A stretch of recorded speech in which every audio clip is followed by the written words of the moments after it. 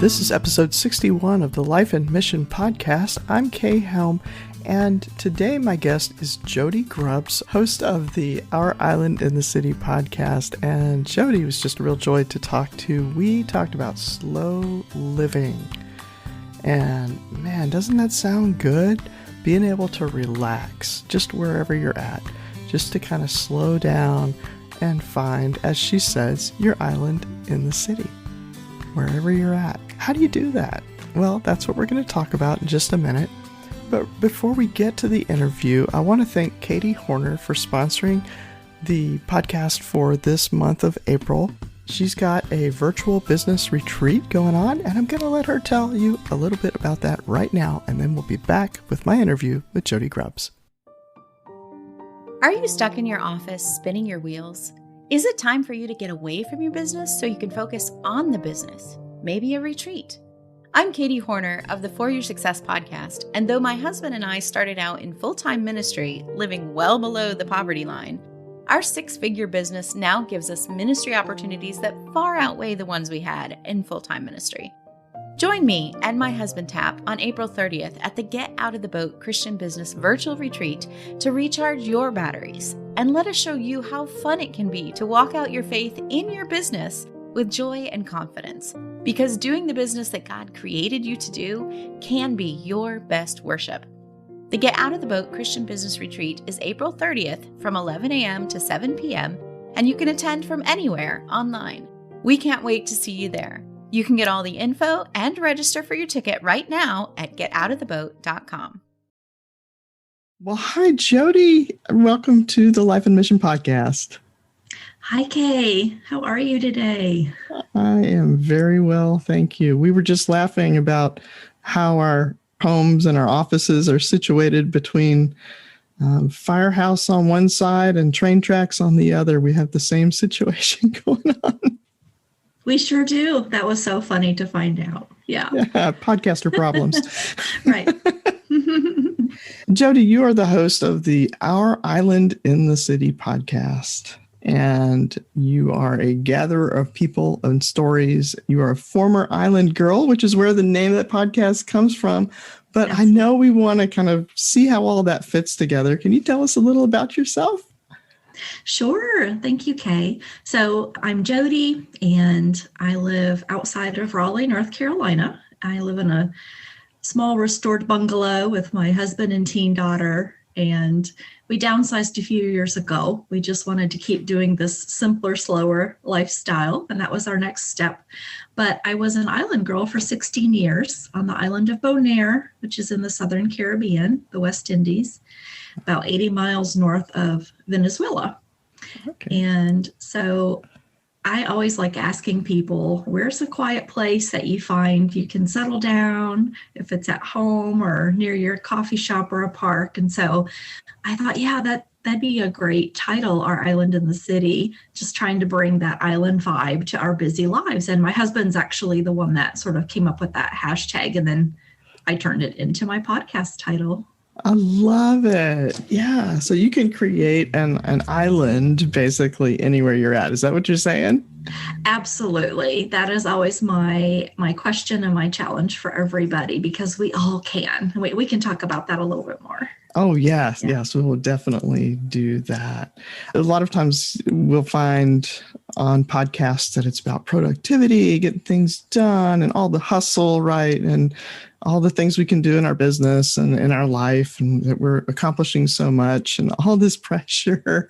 But really, there's a need to slow down. There's a need for a place for rest, for restoration. And so when I heard you use the phrase slow living, I had to find out more about what that was. Well, slow living can mean a lot of things to a lot of people, but I think especially after we've gone through this whole year of the pandemic, I think a lot of us are more open to saying, okay, what does that mean personally for me? And so for me, slow living is a lot about just making time for stillness and being present. So when we practice those two things, we have to slow down, whether it's present with a project we're working on, or with our child or a partner or a neighbor, really anywhere, when you pause, reflect, sort of open hands for what's next. And I don't want to use the word anti-hustle, but that's kind of the idea, is this unhurried pace of life. It just gives an opportunity for us to really live well. So it's not this idea of sitting on the couch and, taking a nap, eating bonbons. That's kind of an old theory. So now it's just, how do I live my best life? And usually it means slowing down so that you can do your next thing well. Mm-hmm. Yeah. I know my brain works better when I have at least time in the slow. There's a time, I think the Bible says that there's a time for hustle and a time for slow and something like that. Right. Yep. A time to dance and a time to mourn. Yeah. All of those things. Yeah. Yeah. And a time, I think gathering is in there too. And that's another part of what you do. You said you gather people and stories. Absolutely. For me, so I grew up on this island, and I was a missionary kid, a third culture kid, and my parents were big into hospitality. So we were always having people over.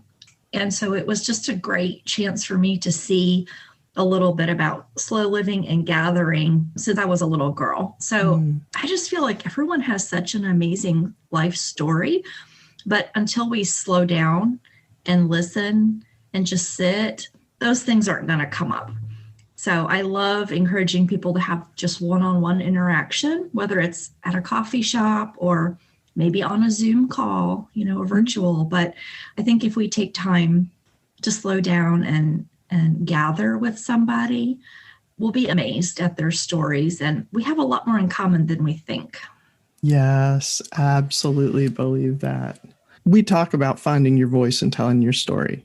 And so when you are doing that gathering, when you're listening to someone's story, sharing stories, what are the most important elements of that to you? So I think the most important thing is listening. And it's taken me a while to really understand that. I'm going to put a little plug in for Adam S. McHugh. He has a book called The Listening Life. And it really just encompasses this idea that when we slow down and listen, we're actually just honoring the person in front of us. And I think that's when these stories start coming out, because the person feels relaxed. Mm-hmm. They feel like they can say, oh, this reminds me. So I don't know if that answers your question, but that's probably one of the top things. Well, that's one of the things I think that comes across in your podcast. And it's very conversational. You have folks on and you pick up on that. Oh, thanks. Yeah. I know people have a lot to say, and it's amazing when you just give someone space, what comes out. So this is true. Yeah. And in this past year where we've all been so separated, distanced, whatever you want to call it, isolated, all of these, the feelings that come with that, we need that connection. And we're having to be creative about new ways to create that connection. Right. Well, some of us are a little bit more open to, maybe it depends on where you live. Like mm-hmm. Some churches are open, some, coffee shops. So I'm realizing when I talk with friends all over the country and the world, everyone's in a different place. My husband has coworkers in Ireland now, and they're completely shut down. But then we have other friends, say in Florida, who are able to go out right now. So I think wherever you're at, making the effort and initiating is a big thing. I learned that when I was little, is just don't be afraid to initiate, because usually I would say 80% of the time you'll get a positive interaction with someone. They really do want someone to listen. They want, every one of us wants to be seen and heard. Mm-hmm. And I think that when we make time for somebody else, that starts happening. And then it's just kind of a ripple effect. So I would say, to people, don't be afraid to initiate something.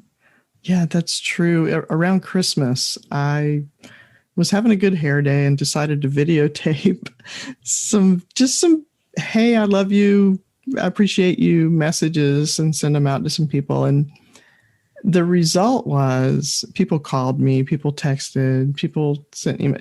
There was just this response of, I want to have a conversation. It was just this connection. I think delight is probably the word that I heard most, or the feeling that I got, that the reaction from that. Just trying something a little out of the box. It wasn't hard, pick up the phone and point it and say what's on your mind. And it's more of a connection than if I had just sent a text or called. I mean, the calling actually is more intimate because it's two-way, but the video really helped to initiate a call that jumped immediately into a really great conversation. I'm so glad you did that. What a great idea. So you were bringing others delight, but in turn, it probably made you so happy that you could do this, right? It did. And it just sparked, like I said, it sparked a response. There was a response from most of the people that got these videos. Yeah, I bet. I bet. It's just a really neat experience, and something I probably need. It's been 3 months since I did that. I probably need to do it again, My word for the year, Kay, is delight. So when you said that just now, I thought, oh yeah, delight comes in so many different forms, but I think it's a word we just have to keep pulling into 2021 with us to make it through some continued dark times right now. And that's why we need each other. That's why we need community.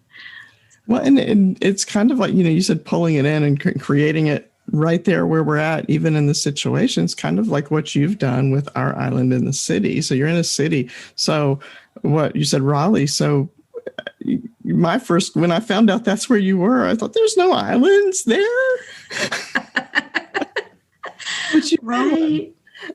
Right. We bought our little bungalow and we feel like this is kind of our little sanctuary.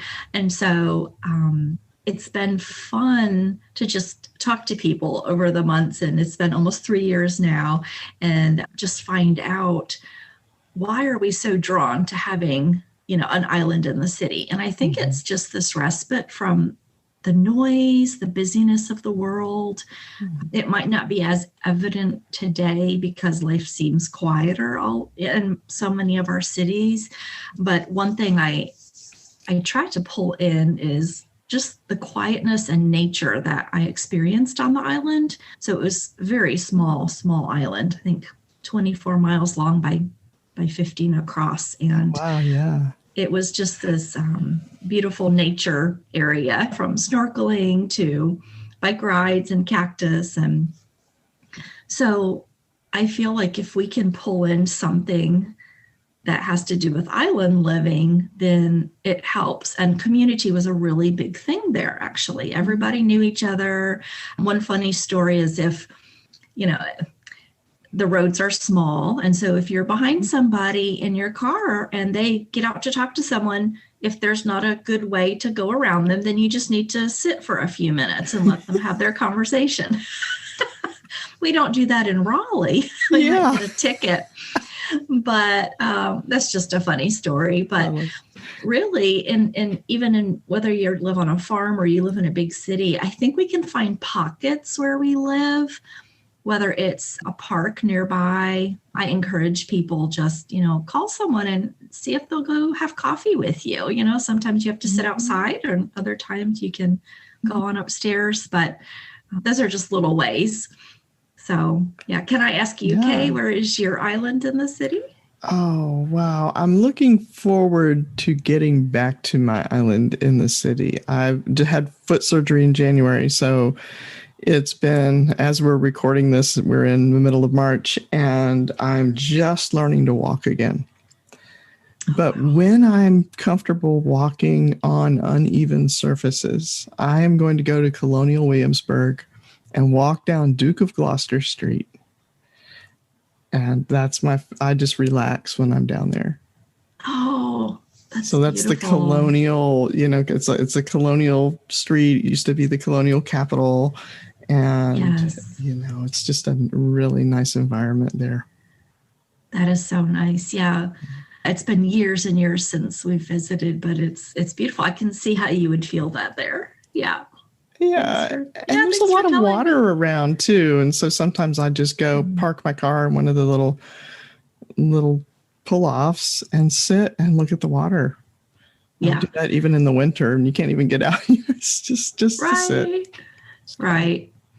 Well, and some people who don't have water nearby or a park nearby, what I encourage people to do is you can also mentally go there. Where's your island in the city? So, for instance, if you have a special memory from when you were in college, a trip you took somewhere and you came across this beautiful waterfall, go back there in your mind. Let that be your island in the city.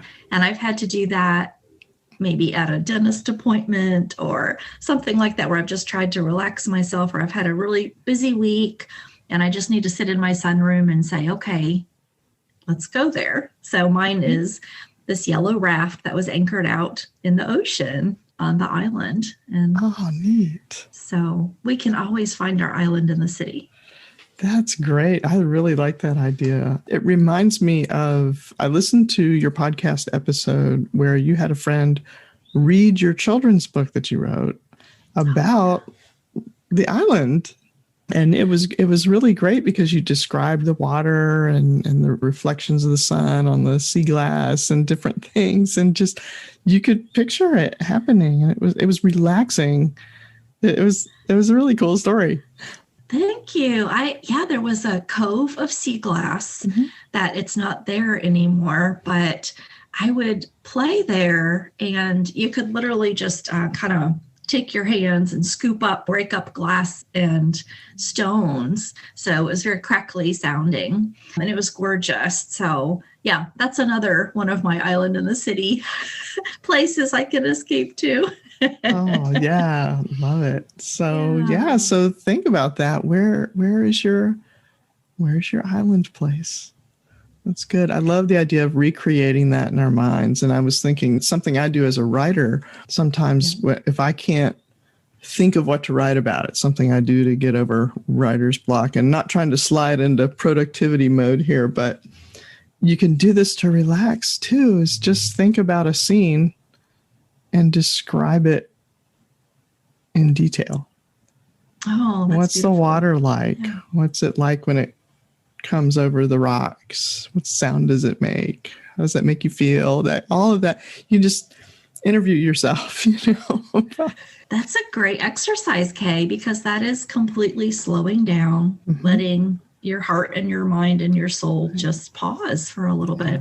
So pausing and reflecting. Yeah, it's so important. It really is. It's life-giving to slow down like that. But how do we resist making slowing down another item on our to-do list? Oh, that's a good question, Kay. And I know that's come up in conversations that I've had with people. So I think going from doing to being is a really good way to think of that transition in our minds, and probably not writing down on your to-do list, slow down, right? But just when you have something done, take a break. It sounds crazy, but I think most of us don't take enough breaks. And so you and I talked about this before we recorded, even if we have a big project, if we get some rest or even just put it away and get up earlier the next day, or put it away and maybe we have a burst of thought at night and we can keep going. It's amazing how things come together. And so I think that our mind needs more rest than we realize. But going back to just your question of not having it be on our to-do list, I think you've heard of rhythms. People just adopt rhythms of slow living that help. So for me, sitting down often during the day for 5 or 10 minutes, and I don't set my phone, I don't say 8 minutes, but little rhythms. So for instance, in our bungalow, we don't have a dishwasher. We are the dishwashers. So even just taking that time, and it is productivity, but warm water, soapy water over my hands, looking out my window. I have a window at my kitchen sink, and just slowing down to do that and not multitasking. So not say, okay, I'm going to have something in the microwave. I'm going to have my coffee going. I'm going to be listening to a podcast. Like maybe just one thing at a time helps you be present. So I think just being present to whatever you're doing, whether it's a task or whether it's on a break, will just really help you through the rest of your day. It's the small things that make huge differences for us. It really is. Yeah. I was thinking about taking a break when you're about just putting that into a rhythm. I have a rhythm of I'll finish something, I'll get up and I'll go grab. I like to snack on little chocolate chips. Oh, I'll go grab a few chocolate chips. It's just, but you can do that with go look out the window. Yeah. I have a little patio outside of my sunroom here, and 2 or 3 times a day on pretty days, I'll just go out there and sit in my wrought iron rocker just for 5 or 10 minutes. I'll just listen to the birds. Another thing I do often is I'll try and pause. So if I'm working on something on my laptop, now I have 9 windows here in my sunroom, so it is a little different, but I'll notice a bird just flitting around. And, something in us wants to say, nope, I got to keep working. But I've pushed through that and just paused and watched. And I have had so much delight. And I think a lot of that started not just when we bought the bungalow 3 years ago, but I'd have to say during quarantine, that really started for me because things just came alive because it was quieter. So I've tried to pull that into my everyday. And if I notice a squirrel or a bird, I'll just stop what I'm doing. And that's when my break is, even though it's not on my to-do list. Yeah. It really helped me. I started last year with my desk facing the wall, trying to get more floor space in my room, and everything's kind of in a small space here. But I just was really struggling with getting things done and feeling tired and just a lot. And I turned my desk so that I can see out the window while I work. Okay. And it made all the difference. It changed everything. Just being able to lift my head up and focus my eyes instead of on the computer to just focus further out at the trees. I don't have a particularly lovely view, but there are some trees back there, and there's a little bluebird that sits on the corner of my neighbor's roof, and I'm on the 2nd floor. So I can see this little bluebird sometimes, a nice little surprise out there. It's beautiful. It brings beauty into the day. Yeah. Right. That sounds delightful, but it's also neat that you took the time to see it. Mm-hmm. That's what we have to do. You have to. Yeah. I said had to. That makes it a to-do thing, doesn't it? Yeah. Oh. Such a habit. Yeah. Well, Jodi, where can we find you? Oh, well, I spend a lot of time over on Instagram. Okay. I love interacting with people there. So I'm at Jodi, Jodi.Grubbs. That's Grubbs. Mm-hmm.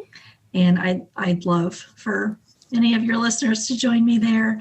And then my podcast, which is Our Island in the City podcast, and I'm on most platforms. So you could just type that in, especially on Apple.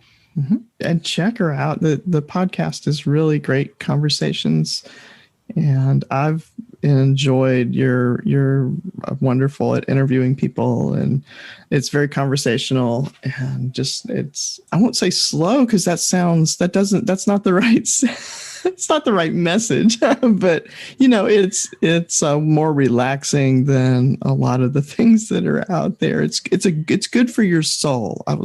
That's what it is. Oh, I'm so glad you said that, because the whole idea of the podcast is it's conversations surrounding the idea that ordinary soul care and deep community come through a shift to slower living. So I'm so glad that's what you get from it, Kay. Yes, exactly. See, you nailed it. Thank you. Awesome. Thank you so much for being on. Thank you. I enjoyed the time with you so much. Thank you for asking me, Kay. That's it for this week on the Life and Mission podcast. And next time, 2 weeks from now, I'll be interviewing Jennifer Harshman about imposter syndrome. So you don't want to miss that. Hey, if you really enjoy this podcast, one way you can help is to share it with just one other person. If you can think of one person who would really enjoy today's show, would you share it? There's usually a little share symbol up there in your podcast app. Just hit that thing and send it on ahead. I would really appreciate it, and your friend will too. This is Kay Helm for a Life and Mission podcast. Find your voice, tell your story, change the world.